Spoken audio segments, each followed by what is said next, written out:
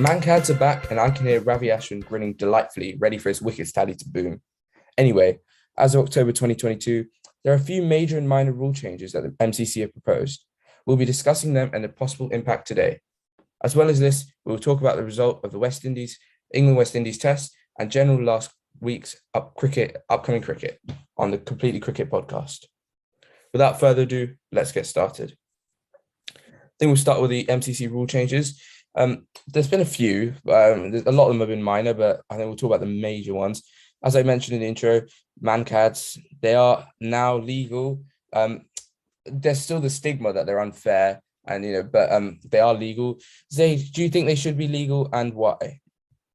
Yeah, I think it's a good idea to keep them legal because I think if the bowler's bowling, and I just think it keeps the batsmen on their toes. They just need to be ready for what's going on, so they can't just be walking down the pitch, and the non-striker can't just be just walking down the pitch and halfway down the pitch while the bowler bowls the ball, because then it's just a bit unfair on the fielders, I think, because we've seen a lot of batting has dominated professional cricket. So I think really we need to see a bit more opportunity for the bowlers and the fielders. So I think a lot of these rules we're about to talk about, I think really help the bowlers, and I think it'll make the game much more interesting. So I think Mankads, I think it's fair to add them in.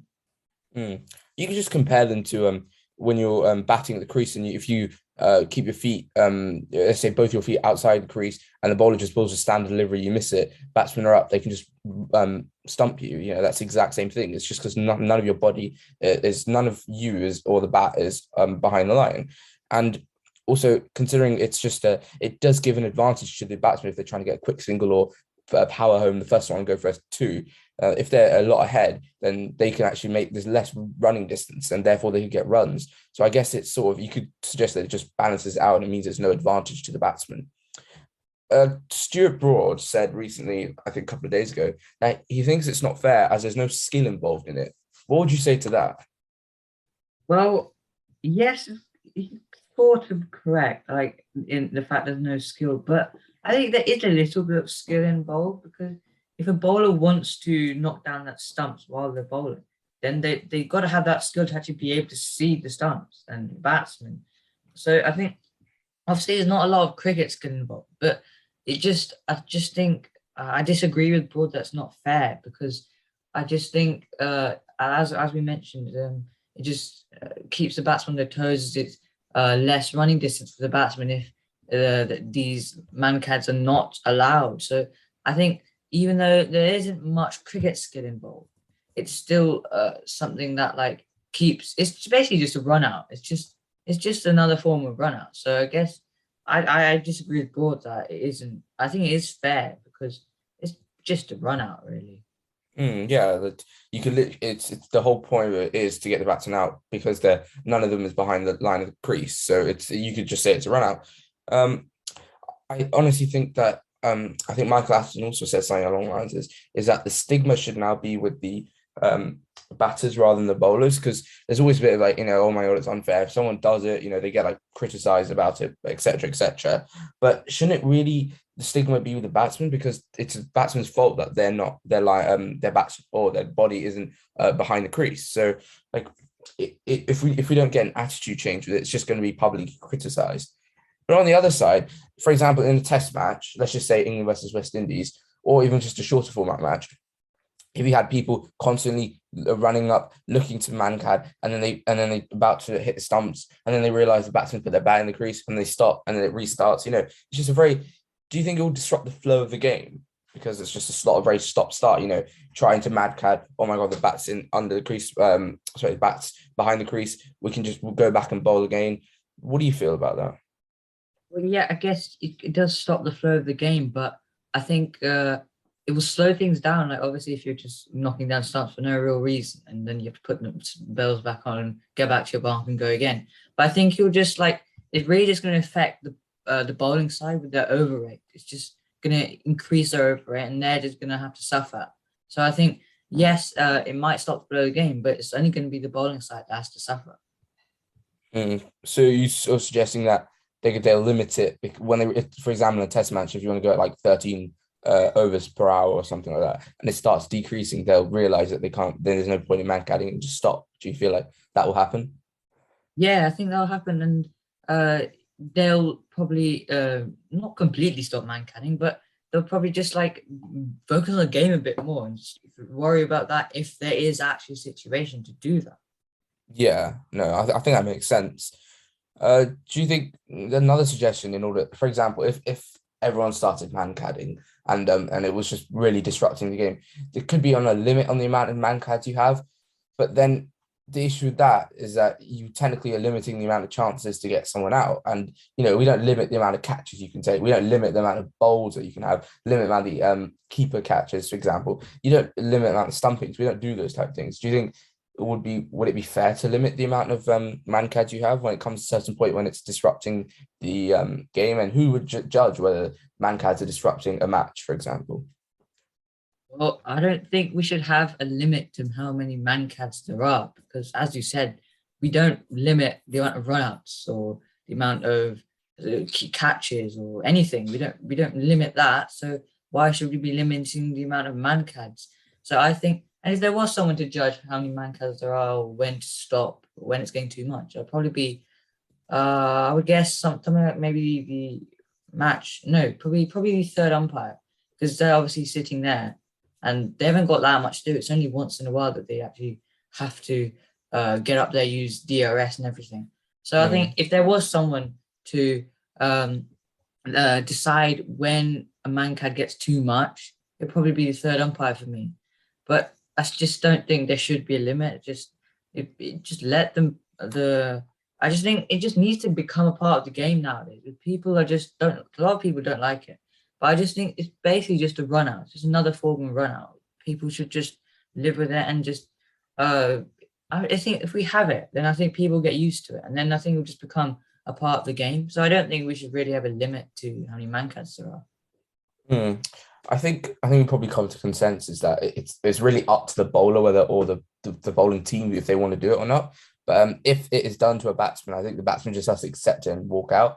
To be fair, it is their fault. They shouldn't really be going out their crease anyway. They wouldn't do that if they were batting and they were like if it was a spinner and the keeper was up and it could be stumped, they'd try and keep their feet in the crease. So do you agree with that? Do you think that it's just up to the bowler, but then the batsman should just respect it and walk away, walk out if they're out and just go back and let the next batsman come on?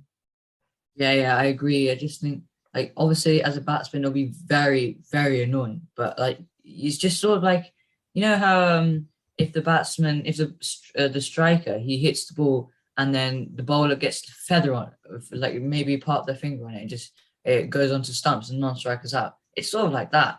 And I Yeah. guess it's just like uh the batsman probably just has to accept it. And no matter how annoying it is, it's out. They've just got to go. Mm. Yeah, no, I think that's fair.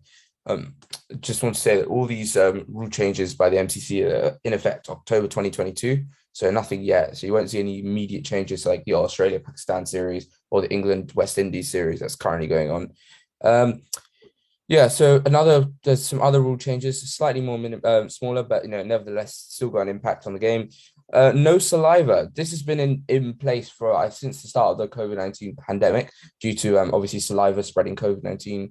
Um, they I think it's a pretty good change. I think it's pretty much after it being made temporary since 2020. I think it was just expected to become permanent. If you have sweat and you can put like for example like from your forehead or something, you can put it on the ball to get shine. But is saliva really that necessary? Like honestly, I don't think so. Yeah, it also like you sort of realize why bowlers would put saliva in the first place, like in terms of personal hygiene and things like that. Just it's a bit disgusting because it's just like every bowler's going to be touching it. But would you, if you were an international cricketer, would you put saliva on the ball's aid? Well, I guess we use people use saliva just to keep the pool shiny. And I guess as you said with personal hygiene and everything, even if you put sweat, that's like yeah, saliva and sweat. It's just a bit unhygienic. Everyone's gonna be touching it. So I've never really understood why sweat or saliva is ever put on the ball because yes, they probably do it to keep the ball shinier for a bit longer, but like the ball that's gonna be hitting the ground like every single ball. So I don't think it's gonna make a huge impact if you don't if you're not able to put Saliva. So I think because if you do have Saliva, maybe the ball's shining for what 4 or 5 overs. So that's not going to make a massive impact. And I guess he's just I agree. I don't think that Saliva. I agree with this rule. It's no Saliva. It just makes sense because like why? Just I don't get it. So I guess yeah, I agree with the Saliva rule, and I just think it's just unhygienic.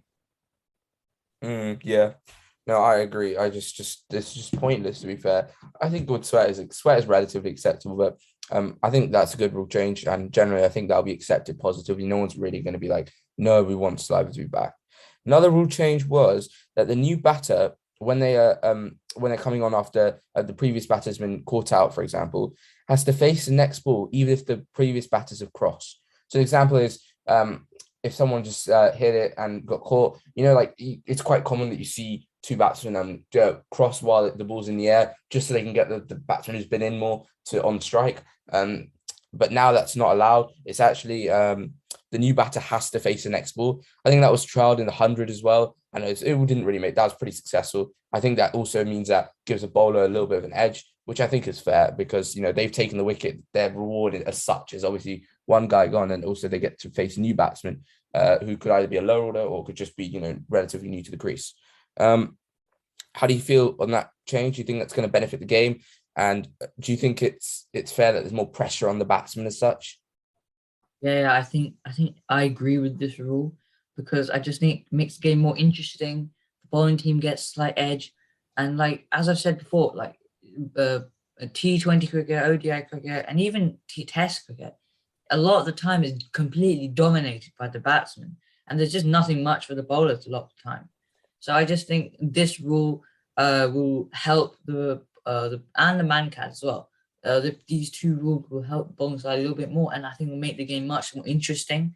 And I guess yeah, as you said, the bowler just got the wicket. They need to be rewarded with like they've just got a wicket. They've got someone out. So the whole point of a wicket is to get someone out and have a new batsman to the crease who hasn't faced anything yet.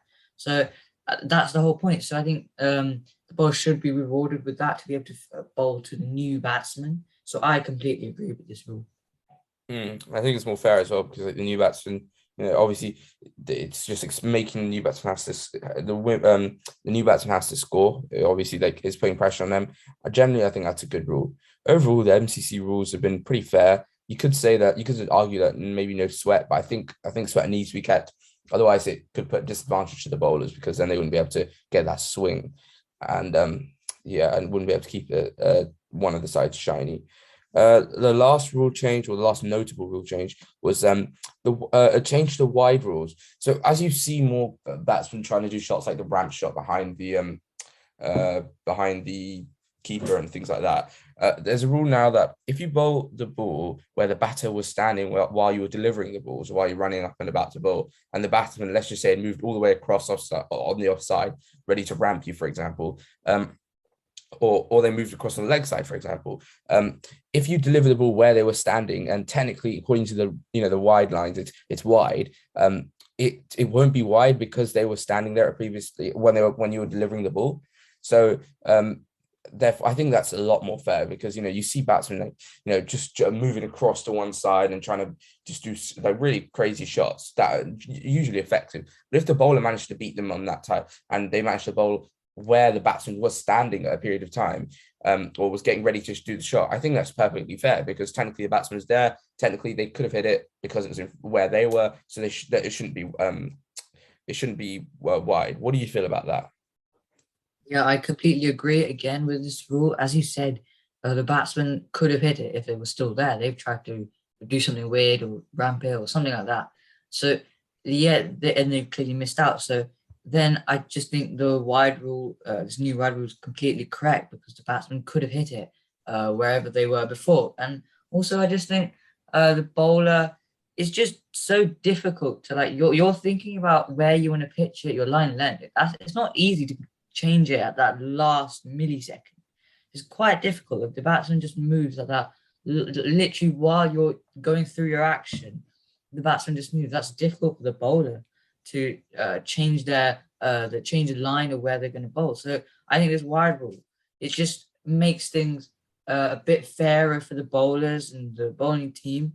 So I completely agree with the new wide rule. Mm. Yeah, no, I agree.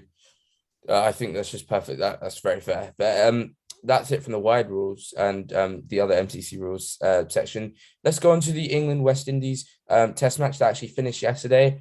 It looked like there could be a exciting result, but in the end, it was just it battled out for a draw. England did have chances. England could have made breakthroughs, but they didn't.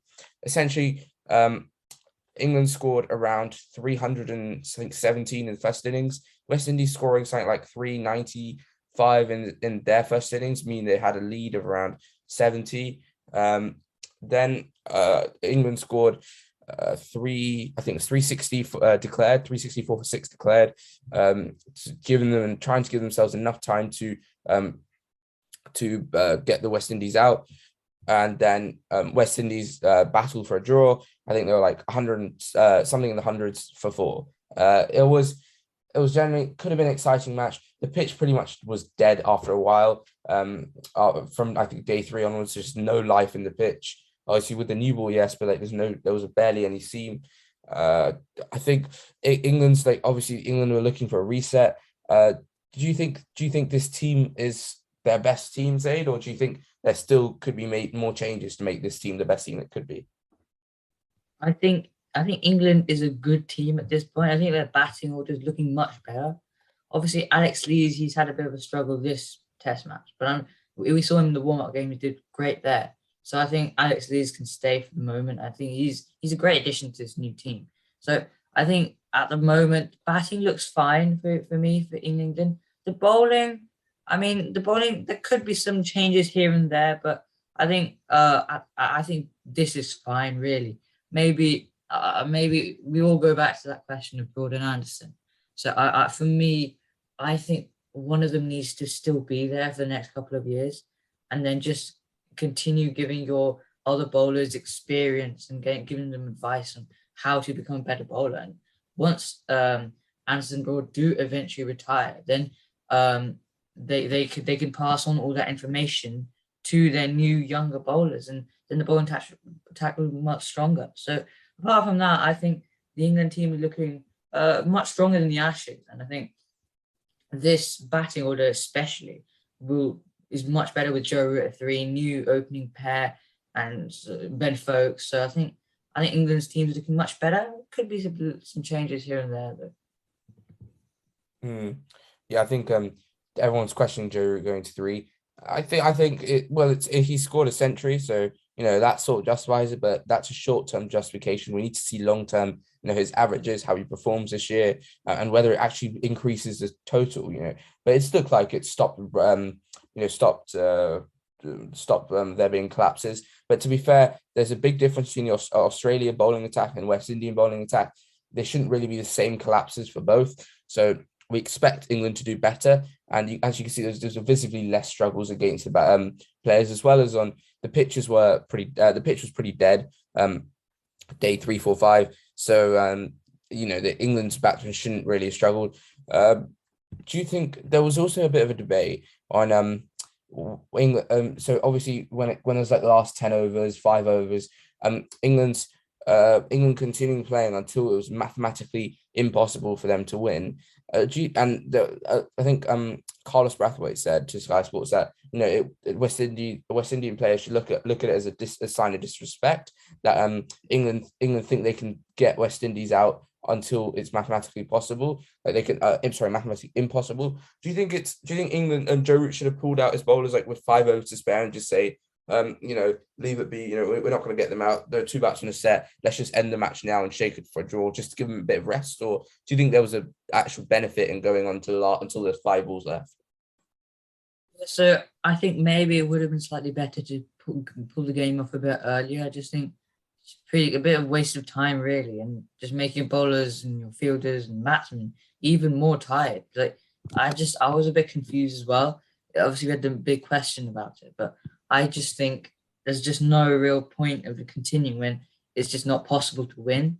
Now, we don't know what's going through Joe Root's head. It might have been maybe he wants to give his bowlers a bit more experience out there. But yeah, in those 10 overs, 5 overs, you don't know how much experience you're going to get. So we don't know what's going through Joe Root's head. I'm sure like he's not going to do that randomly. So I think he must have some sort of justifiable reason for doing this. So I think it's questionable. I think if I was the captain, I would have pulled out a bit earlier, just get the game done. So, but we don't know what's going through Joe Root's head. So I guess it's a questionable decision, and it's just up for debate, really. It's not like Joe Root's going to tell us what's going through his head. Yeah, I think that I just don't see the point in staying out longer. You want the next test on Wednesday. There's not a long turnaround. They've got to be ready. There's not really much of a point. But yeah, that's not even too much. That's up to Joe Root to do. You want to have that winning mentality. You want to be able to win until the last ball. And it's not as if after all these, after a horrible test year last year, we won that intensity from England. So that's fine. And there was some questions on Jack Leach coming into the series. His role as a spinner. You've got two types of spinners. You've got one spinner who hold up an end and threaten a little bit, but just keep one end tight, allow the seamers to go through and bowl, threateningly and possibly get, hit for a few runs. And then Jack Leach, will typically go for very few runs, or you can have a very aggressive spinner, going for wickets constantly, trying to get edges, trying to bowl to both to right-handed and left-handed batsmen, constantly go for wickets, but being a little bit more expensive. I think Jack Leach has really started to perform at least one of these roles properly. Like, he's sort of in the middle at most times. He wasn't too threatening days 2, 3, 4, but he has been a lot more. He was more threatening on day 5 by far, and he was bowling more aggressively. But overall, I think he took up more of a holding role. He was just bowling one end. His economy is very meager, and that's what you expect of him. And do you think this has really improved his confidence as a bowler, or and do you think this is what we're going to see in the future, or are we going to see a more aggressive Jack Leach in the future? I think it definitely made him much more confident after this. It's been a great performance by him. He was very economical, holding up one end. He did pick up some wickets as well. So it's great. He picked up, I think, three in the second innings and 1 or 2 in the first. But he's been doing very well, picking up some wickets and being very economical. And I think whatever he did here, day 5, he was playing, looking much more like a threat to the West Indian batsmen. So I think we've got to see much more of this. I think this is going to help Jack Leach much more. It's clearly working for him. So I think if he can continue this throughout the next test, whenever he next plays, next test, and he just needs to continue this, and he'll be able to even further improve this. Maybe if he continues this, he might eventually come to a stage where he's economical and picking up regular wickets, which would be the ideal situation for any bowler. So I think a more threatening Jack Leach is the way to go from him. I just think he'll be able to do much better. He'll be economical. He'll pick up some wickets. I just think more threatening Jack Leach would work. Yeah, I think so. We haven't actually spoken about Nkrumah Bonner, who had 2 really stunning performances. His century at the start, with things 123, and then he scored like 30 runs for like 150 balls. In the second innings, he actually took 33 balls to get off strike. I think it was something like that. So it was 2 performances of like extreme grit and a lot of patience and control. And you sort of really wonder, why has he not been given a test debut earlier? He's 33. He probably has 3-4 years left in him because he's a batter, and he's not. He doesn't have to bowl. So he could still play for a while. But it's the extreme control and grit, and potentially it could have led his team to a win. But a draw, nevertheless, was pretty good. What do you feel about Bono? How do you think his performances were, and how do you think his future is going to be in Test cricket? I think the 2 innings he's played was just class. I think he took his time, was very patient. That's what we really need in Test cricket. You don't want to be fetching out early. So I think he had that patience, that skill to be able to bat long, which is what you want as a test batsman. So I think his batting has been amazing in this Test match, and I think in the future he's definitely got, as you said, he's definitely got plenty of years to go. Fast bowlers, they just they can get injured, they can be out of the game for a little bit. So I think it's a bit of a more of an advantage being just a batsman. He can play, he can bat much longer, he can go on for, I think his test career is, yeah, I think um he's probably would have been better to get him in the game a bit earlier, maybe a few months ago, years ago. But I think he's in now and he will stay. And I think he's got plenty of years to go, 4 or 5 years, whatever it is. But I think his innings in this match was amazing, great patience. I think he's got a great future ahead of him. We've seen a lot of test players, they'll start off slow, obviously, then build up and start scoring really quickly. He's like showing like he's sort of like one of the features of like a previous test cricket in a way, like an ultra patient player.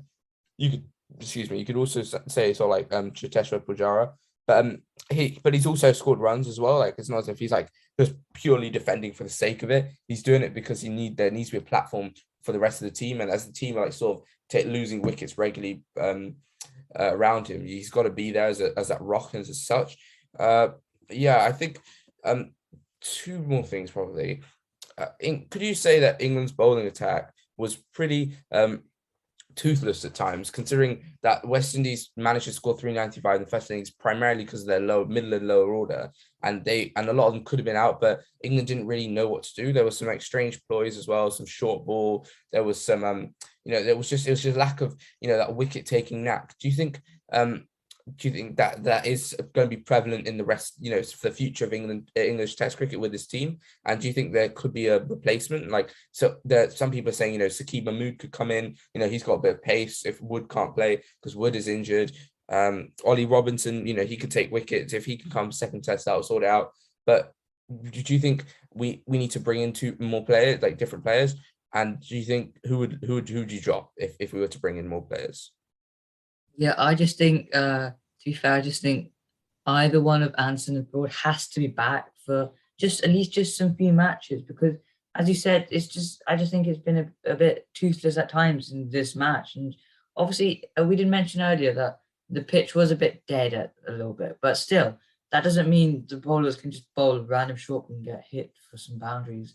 But I just think either one of Anderson and Broad has to be back just for some matches to help the fast bowlers. Just help the fast bowlers gain that the information they need, the experience, the advice, anything. And I just think all the fast bowlers in this England camp, they just need it. Like everyone has the skill, but skill isn't everything. You need to have that experience, that that information, that the ability to be able to bowl in different conditions at different times in the match. So I don't think we need any new bowlers at this point. Ollie Robinson, Saqib Mahmood, these are options, but I just think we need Anderson or Broad, just either one of them back just for some matches to help the bowlers improve further. Yeah. See, the thing is that I think Anderson isn't really an option. Like the ball did swing quite a bit at the start, but I would just save him for the English summer. I don't. He was sort of performing like a holding role in Australia as well. It wasn't too aggressive. Whereas Stuart Broad, come on, he's 34, 35. He should easily be in this team. I think it should be as the bowling attack should be. You've got Stuart Broad, Ollie Robinson, and then either Chris Wokes or Saqib Mahmood. I don't know. Chris Wokes has also struggled with his run rate economy, and he's overdoing it too much. He's pitching it too full, or he's bowling it at sort of that like half tracker type length. That's just easy to hit. I think it should be Ollie Robinson, Stuart Broad, then probably Mark Wood, and then another pacer. It could be either Craig Overton or it could be Chris Wokes, and then you've got Jack Leach. But yeah, Stuart Broad 100% needs to be back. I don't understand why you keep him out because if he's not, he can have the longevity that Anderson has. He can play for another 5 years, but you can't start curtailing his career now. We didn't do that for Anderson 5 years ago, did we? He was even playing in ODI cricket 5 years ago. So like we can't stop Stuart Broad's career now. It's not fair. Like if he's good enough to make it into the team, he should make it into the team. I feel, but yeah, no, that's interesting. England, West Indies. What are your series? What's your prediction for next test? Do you think it'll be an England win or a West Indies win or a draw? I think we've got 3 games, so one game's happened, 2 to go.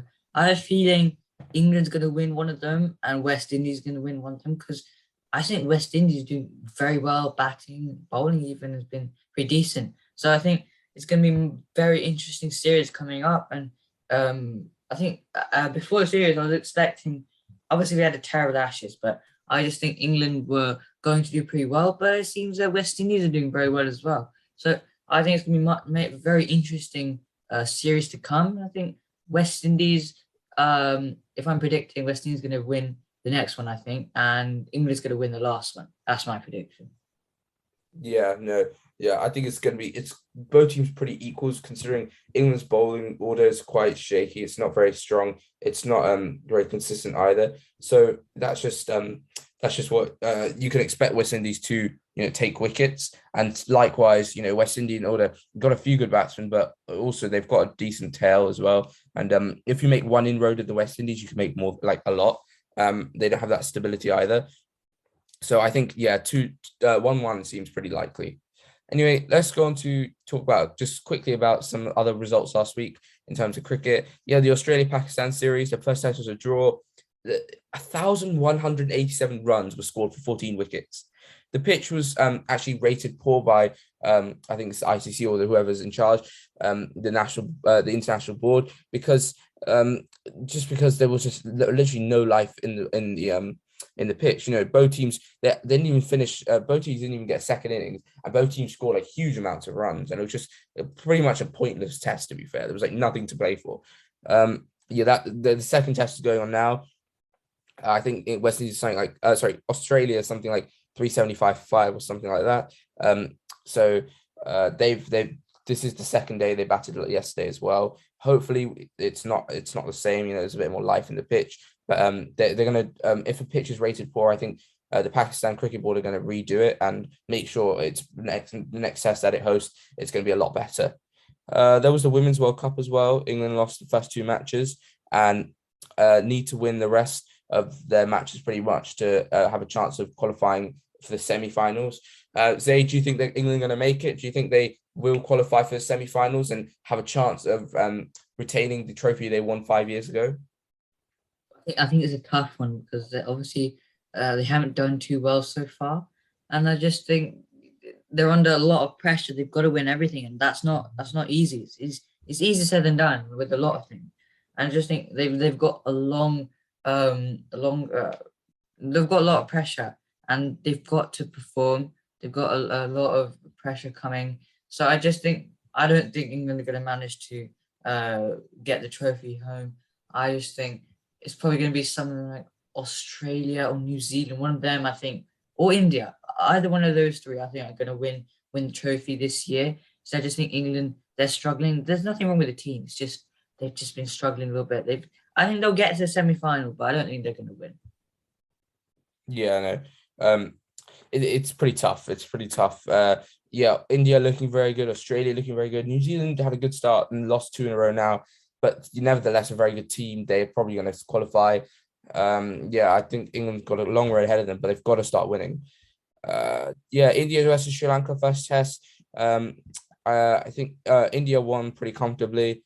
I think it was by some like innings and 200 runs or something. The second test started yesterday.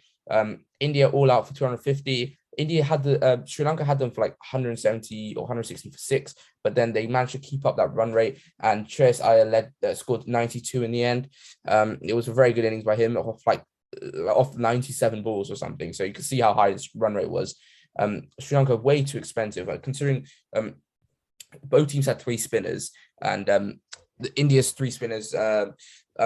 They took those wickets, especially Lassit Dembélé was taking really consistent taking wickets, and it was really threatening. They were spinning it like crazy. But then after that, there was so many loose deliveries that just allowed like so many freebies. It was honestly just shocking, considering from a level of extreme very quality bowling, and then suddenly going to like trash just bowling for the sake of it and just getting smacked everywhere. It was not even like, Rishabh Pant just being able to smack everything. It was just generally all the batters who came in could easily score runs because so many freebies, so many full tosses, short balls. It was just a shocking display. And then now Sri Lanka are, I think they are something like, they were 100 for 9 or something. So Sri Lanka I think they just did it out. Yeah, 109 all out. So they're looking at 150 run the lead for India, which is quite a huge amount. If India even score India have forever to bat, they could score 300 and make it 450 lead. Sri Lanka are not going to chase it. Honestly, it's just not possible. They're going to struggle, and it was honestly due to poor bowling at the start as well as usual poor batting. It's been a trademark feature. I want to see England and Sri Lanka play a test match and see how it turns out, because they did play one last year, but I want to focus on if they play one this year. Both have had really poor batting orders and been really very inconsistent. I want to see what happens. I feel like England will still win, but not by very much. England West Indies second test starting on Wednesday. That is very important. 3-day turnaround. We talked about that. We predict that it was going to be series will be 1-1, and there's been one test match which is a draw. So either England or West Indies will win this one, and the opposite will win the third test.